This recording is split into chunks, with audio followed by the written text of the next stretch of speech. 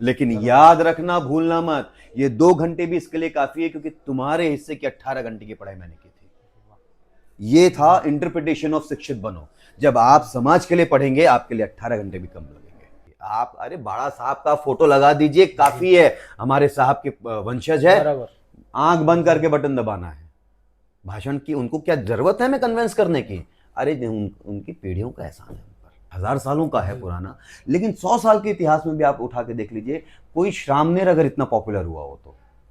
अरे भारत मेरा महान बना साहेब के कर्म से, अनोखा अनोखा संविधान बना साहेब के कर्म। आपने बोला मारो छलांग और छू लो आसमान, मैं देखता हूं मेरे रहते और मेरे जाने के बाद भी कौन आपको रोकता है।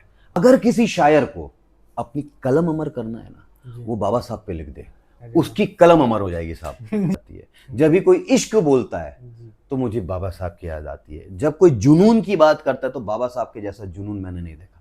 तो जुनून जब कोई वर्ड कहता है तो बाबा साहब की याद आती है। अब तूने क्या कर डाला, मर गई मैं, मिट गई मैं, हो जी हाँ जी हो गई मैं, भीम दीवानी दीवानी। लेकिन लामा जी का नेतृत्व भी ऐसा होगा कि उनके छोटे छोटे कार्यकर्ता उनकी बात नहीं सुन रहे हैं। दोस्तों नमो बुद्धाय, क्रांतिकारी जय भीम। मैं आपका दोस्त निहाल पाटिल। और जैसे कि दोस्तों आप सभी को पता है कि नागपुर के पवित्र दीक्षा भूमि से जो धम्मध्वज यात्रा निकली थी, उसकी पल पल की अपडेट हम अपने चैनल के माध्यम से आप सभी को दे रहे हैं। और साथ ही साथ महाबोधि महाविहार बोधगया आंदोलन को लेके काफी सारे लोग पूरे भारत से लोग सपोर्ट कर रहे हैं। आज हमारे साथ है पीयूष वासनिक जी, जो कि स्टार्टिंग से महाबोधि महाविहार बोधगया आंदोलन पे स्टडी कर रहे हैं और आंदोलन को काफी बारीकी से देख रहे हैं। और साथ ही साथ ये एक कलाकार भी है। सर सबसे पहले आपको जय भीम। जय भीम नमो बुद्धाय आपको और आपके सभी दर्शकों को जय भीम नमो बुद्धाय। सर आप स्टार्टिंग से महाबोधि महाविहार बोधगया आंदोलन को बहुत बारीकी से देख रहे हो, तो क्या कहना चाहोगे? भी धम्मध्वज यात्रा निकली और आज समापन है।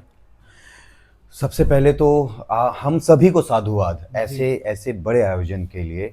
और उसके बाद बंटी जी एक बात कहते हैं, बंटी वीणाचार्य जी, कि हम लोग उतने लकी नहीं हैं कि हम लोग बुद्ध के काल में पैदा होते।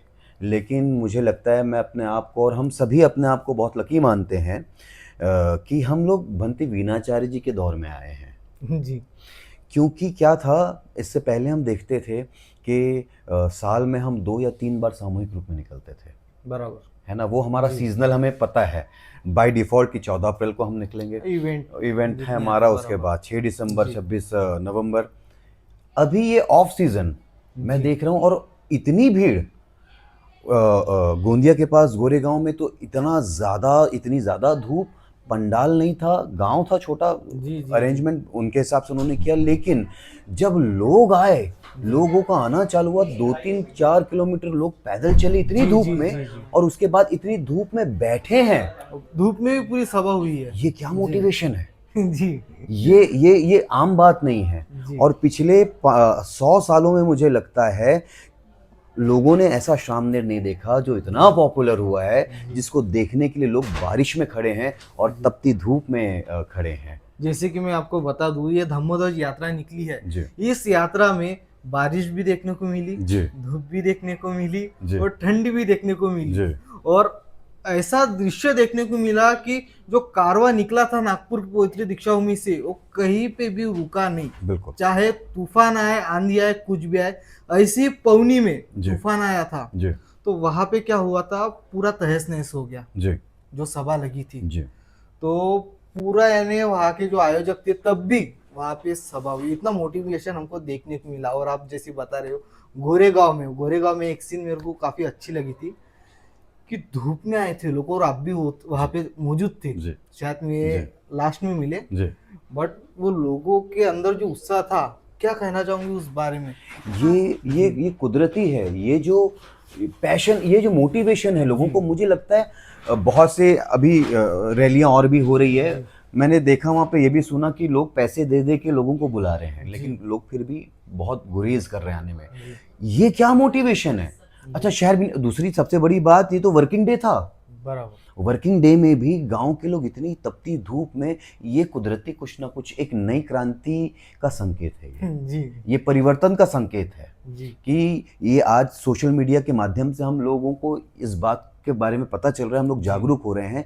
लेकिन मुझे लगता है जिस भी व्यक्ति को जी इतिहास में अपना नाम दर्ज कराना है, और देखिए ये बहुत महंगी चीज़ है। बड़े बड़े राजाओं महाराजाओं की जितनी लड़ाइयाँ आज तक हम देखते हैं धनों के लिए नहीं हुई। बहुत सबके पास तो संपत्तियां थी, लेकिन मैक्सिमम लड़ाइयाँ इतिहास में अपना नाम दर्ज कराने के लिए हुई। जी तो ये बहुत महंगी चीज़ है जी इतिहास में अगर आपको नाम दर्ज कराना है। इस बार मौका है, जी बहुत आसानी से बस आपको घर से निकलना है और भंते विनाचार्य जी की धम्मध्वज यात्रा में आपको शामिल होना है। महाबोधि मुक्ति विहार आंदोलन का जब भी स्वर्णिम इतिहास लिखा जाएगा, कहीं ना कहीं आप अपने बच्चों को बता पाएंगे इतने बड़े आंदोलन का हम खुद हिस्सा थे, हमने देखा है विनाचार्य जी को अपने आंखों से, हमने उनको सुना है अपने कानों से। ये इतिहास में नाम दर्ज कराने का मौका है। कहीं ना कहीं जो भंते विनयचार्य जी है वो एक श्रामणेर के रूप में है, पर हम देखते हैं कि उनका चेहरा अभी सिर्फ भारत तक सीमित नहीं रहा है। बिल्कुल बिल्कुल बिल्कुल। इनफैक्ट गोंदिया में कुछ महिलाओं को मैंने सुना, अरुण भाई भी थे वहाँ पर, और हम लोग बड़ा आश्चर्य हुआ। कुछ महिलाओं ने, हमने पूछा कि आपको कैसा लग रहा है, उन्होंने कहा ऐसा लग रहा है जैसे बुद्ध के पुत्र राहुल हमारे पास आए हैं। इतना प्यार। और मैंने कहा ना, पिछले 100 साल की हिस्ट्री उठाकर देख लीजिए। वैसे इतिहास तो हमारा 2500 सालों का है पुराना, लेकिन 100 साल के इतिहास में भी आप उठा के देख लीजिए, कोई श्रामणेर अगर इतना पॉपुलर हुआ हो, तो इतना ज़्यादा लोगों को प्रेरित किया हो, तो अब सोचिए जब ये थेरो महाथेरो बनेंगे तब क्या आलम होगा। अलग ही आलम, एक अलग आलम होगा। जी जी जी। और लोगों में क्रांति भी हमें देखने को मिल रही है कि इतना कुछ रहने के बावजूद सब सपोर्टिंग में इस आंदोलन में शामिल हो रहे हैं। बिल्कुल। और हमें ये भी अभी सुनने को मिला, कुछ दिनों पहले मैंने आपका एक वीडियो डाला जी, तो आप काफी अच्छा गाते भी हो जी। कुछ मुखड़ा सुना दीजिए हमारे चैनल के माध्यम से। बिल्कुल बिल्कुल बिल्कुल।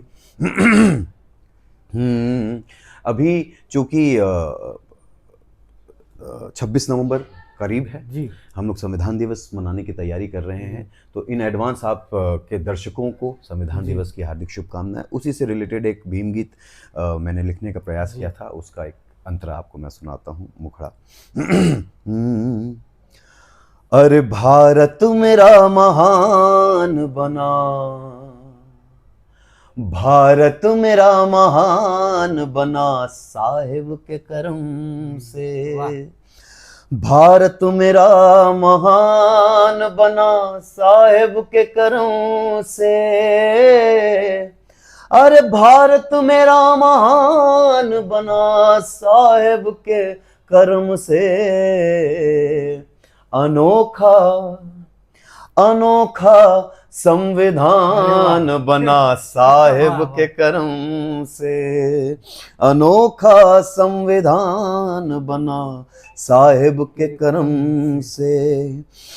पानी न था कि फिर भी जोरों की प्यास थी, पिंजरे में थे कि फिर से उड़ने की आस थी।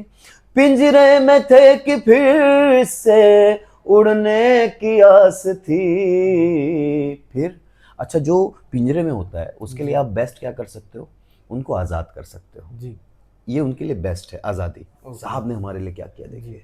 अरे पिंजरे में थे कि फिर से उड़ने की आस थी। फिर नया एक आसमान बना साहिब के करम से। साहब ने बोला मारो छलांग और छू लो आसमान, मैं देखता हूं मेरे रहते और मेरे जाने के बाद भी कौन आपको रोकता है।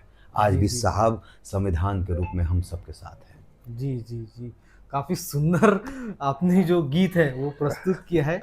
और अभी हम अपने टॉपिक पे आते हैं जी, कि ये जो धम्मध्वज यात्रा निकली है, हम कहीं देखते थे कि जो युवा है वो कम आकर्षण हमें देखने को मिलता था। जैसे 14 अप्रैल हो गया तो हमको देखने को मिलते थे, पर अभी इस आंदोलन में भी कहीं ना कहीं मात्रा थोड़ी कम है, संख्या थोड़ी कम है, पर युवा भी जुड़ रहे हैं। तो आप क्या कहना चाहोगे कि युवा अभी किस प्रकार से जी ये समाज की जो चळवळ है जी इसका कार्य आगे लेके जाएंगे, क्या जी। लगता है आपको? देखिए, सबसे कोई भी परिवर्तन जब होता है जी उसके पीछे युवाओं का ही चेहरा होता है। जी आप देखिए, अभी नेपाल में लोगों युवा जेनज़ी लोगों ने तो बिल्कुल पूरी सत्ता ही बदल डाली, जी है ना? जिन जेनज़ीज़ को लोग बहुत हल्के में लेते थे, उन्होंने एक नया क्रांति वहाँ पर ये कर डाली।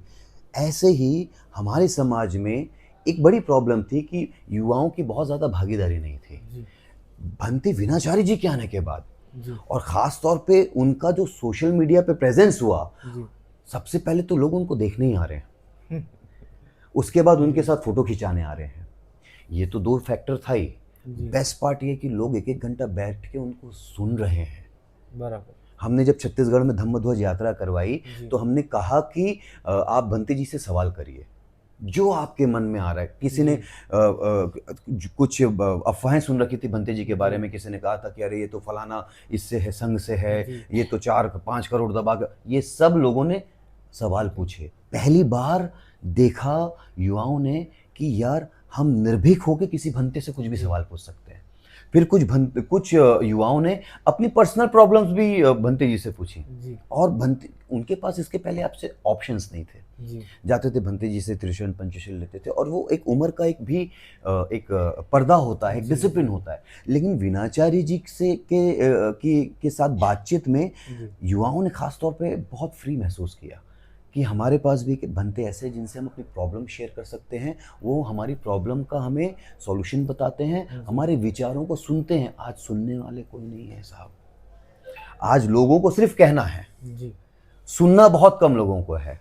भंते जी की खास बात है कि वो बहुत पेशेंस से सवाल सुनते हैं और पेशेंस से जवाब भी देते हैं। तो युवाओं की जिज्ञासाएं खत्म हो रही है, जी और उसके बाद फिर नई नई जिज्ञासा, नए नए प्रश्नों के साथ वो आते हैं। अच्छा, सिर्फ बैठते, भंते जी को सुन के लोग मुस्कुरा भी रहे हैं और हंस भी रहे हैं। जी भंते जी के जवाब देने का अंदाज ऐसा है कि लोगों को लग रहा है कि इससे पहले बुद्धा का भी तो आप देखिए ना, हमारी जातक कथाओं का जो फॉर्मेट रहा है, वो भी तो बड़ी आसान भाषा में धम्म को पहुंचाया गया। जी वो बीच में कहीं गैप आ गया था, अब वापस उसको फिल कर रहे हैं भंते विनाचार्य जी।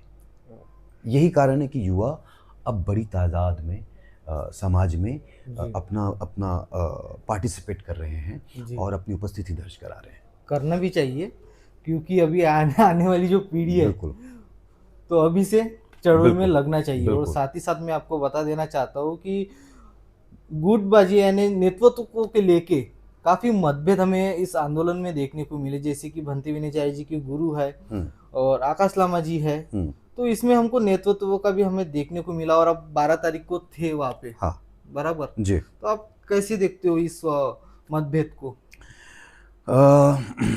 मतभेद तो हो सकते, मन भेद नहीं होने जी। चाहिए सबसे पहले तो।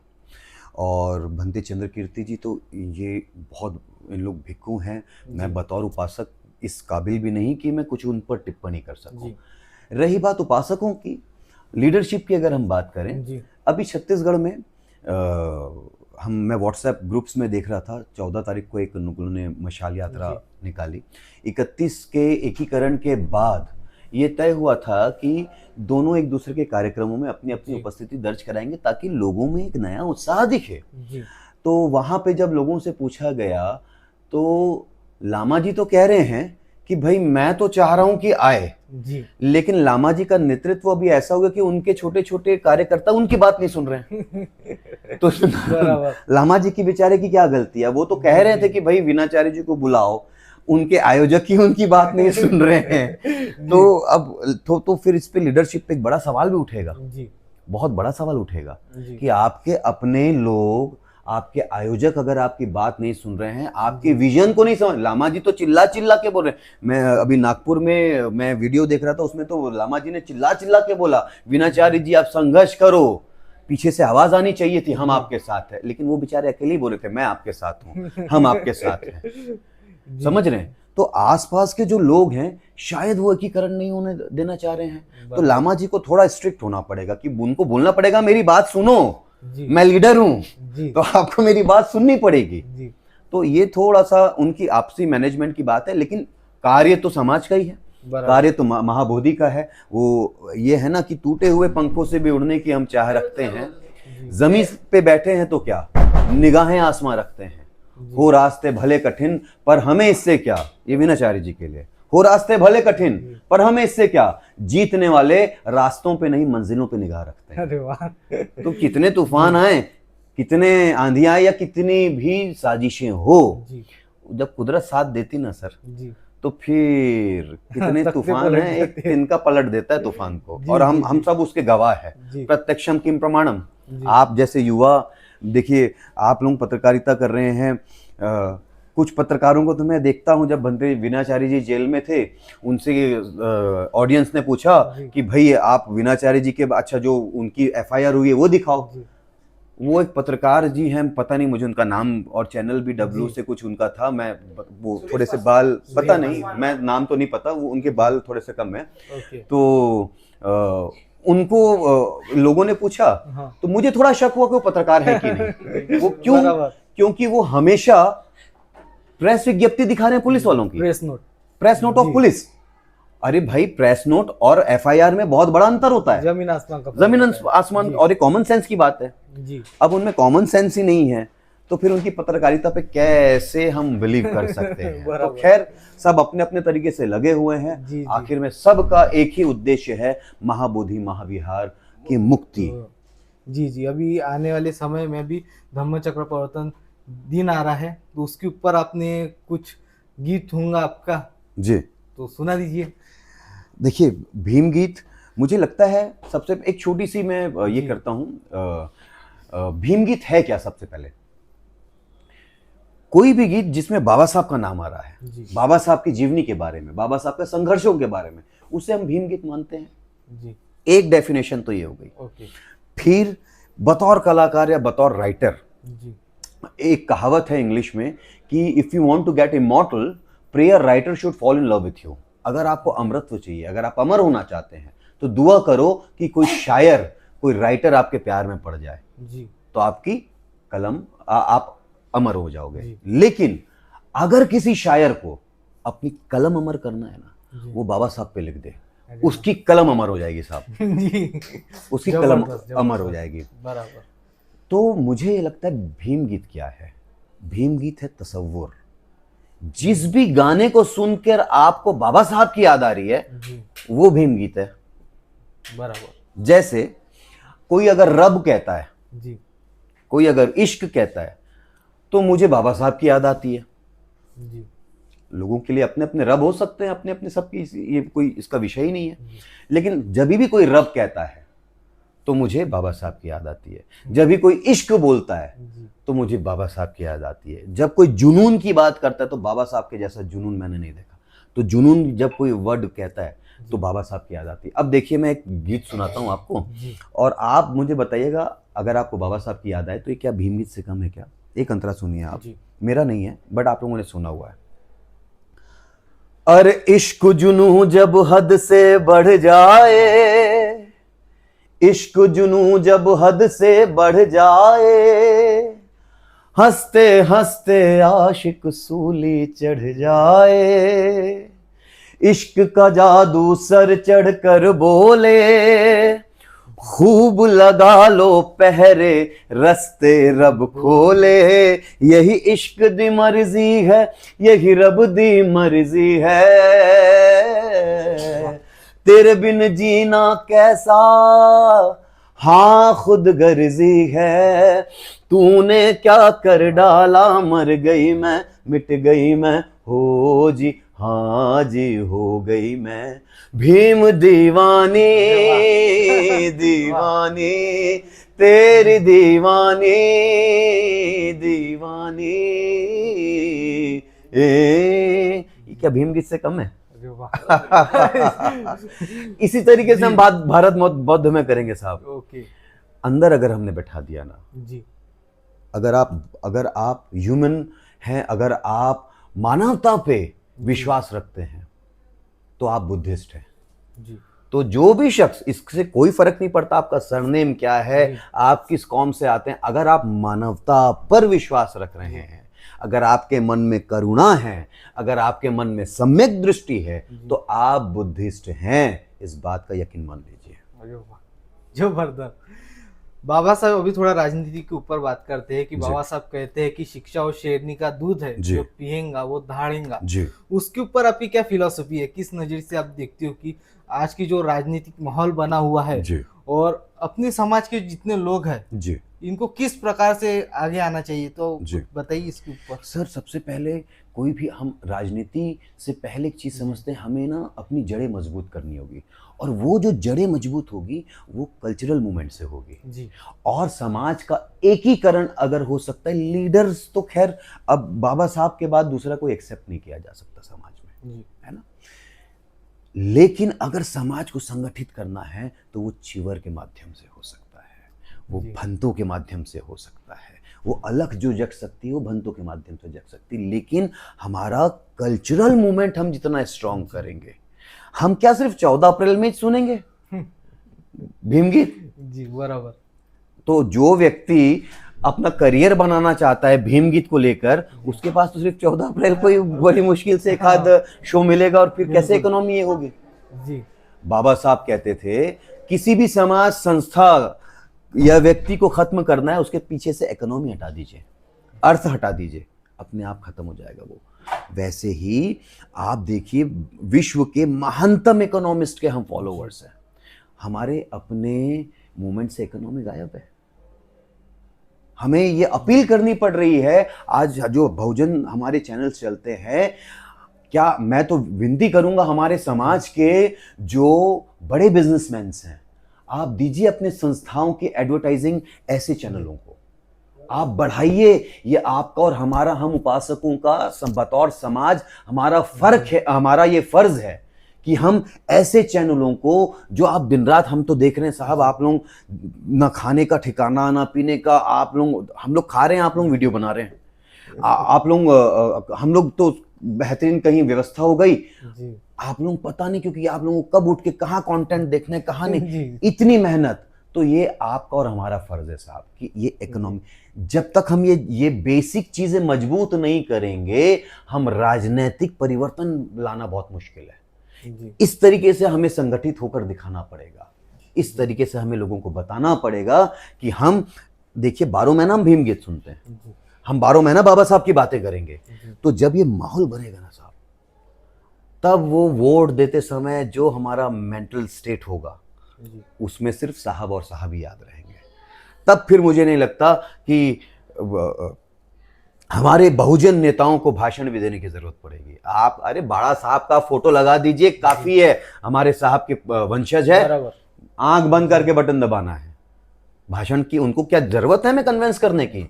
अरे उनकी पीढ़ियों का एहसान है उन पर, जी हमारी पीढ़ियों को आंख बंद करके उनको ही लेकिन वो राजनीतिक एकीकरण के लिए हमें सांस्कृतिक, हमें कल्चरल मूवमेंट को बहुत स्ट्रांग करना पड़ेगा साहब।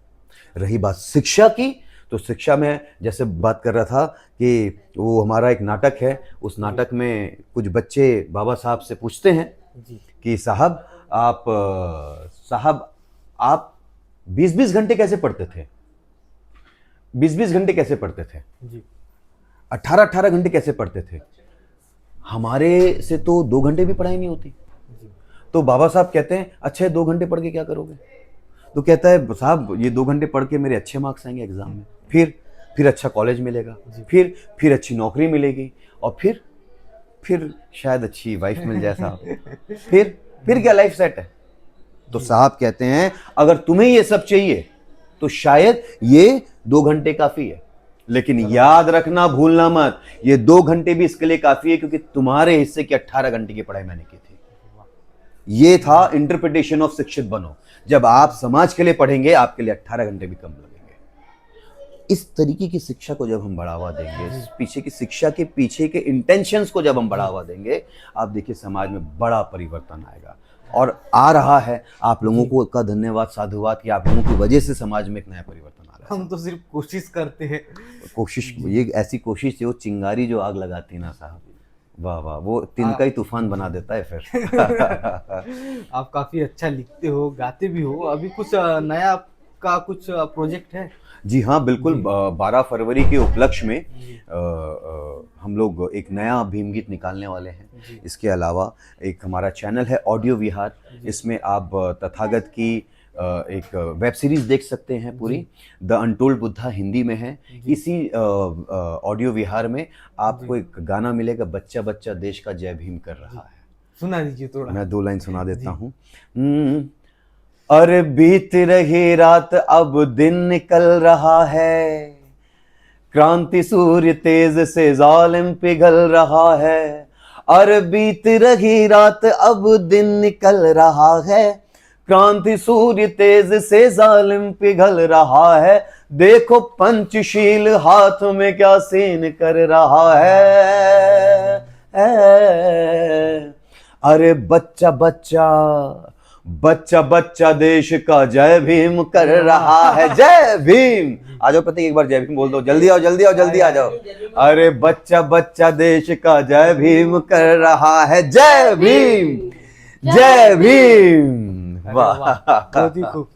अभी भंते विनयचार्य जी 12 फरवरी को 2026 को जी आह्वान किया है कि लाखों की संख्या में वो दिल्ली पहुंचेंगे जी और दिल्ली जाम करेंगे। जी। तो क्या कहना चाहूंगी इस बारे में? साहब देखिए, हमें ये हमारे हक की लड़ाई है जी, हमारी संवैधानिक मांगे हैं, जी, असंवैधानिक मांगे नहीं है। जी, संविधान हमको इस बात की इजाजत देता है जी, कि हम अपने अधिकारों की बात रख सके। जी, और हमें अगर अपनी बात सुनानी है जी, तो हम तो सरकार से ही मांग करेंगे। साहब सरकार कहाँ पे है? दिल्ली में है। जी, तो दिल्ली चलना है और तमाम बौद्धों को अपने हक की आवाज उठाना है और अपनी संवैधानिक मांगों को रखना है, बराबर। और उन्हें सुनना पड़ेगा क्योंकि ये उनकी भी ड्यूटी है, ये उन पर फर्ज है। संविधान उनको बाउंड करता है कि भाई आप अपने नागरिक को, हमारी सरकार है ना, सरकार हमारी है ना, हमारे द्वारा हमारी सरकार है ना। जी, तो फिर वो by the people for the people है, तो फिर वो फॉर द पीपल उनको निभाना पड़ेगा। जनता की सुनना ही पड़ेगा। बिल्कुल। बीटीएमसी एक्ट असंवैधानिक है, जी, इसकी कोर्ट में भी बहस हो रही है जी, और ये सभी जानते हैं। तो हम एक संवैधानिक मांग लेकर चल रहे हैं। जी, तो इस बार हम बौद्ध हैं, हम शांति प्रिय लोग हैं। जी, तो देखिए, शांति से जब बात की जाती है तो भी कैसे बहरों को आवाज आती है। ये एक नया एग्जाम्पल हम सेट करने जा रहे हैं साहब। जी। जी साहब। चलो, बहुत बहुत धन्यवाद। आपसे बातचीत करके बहुत खुशी हुई।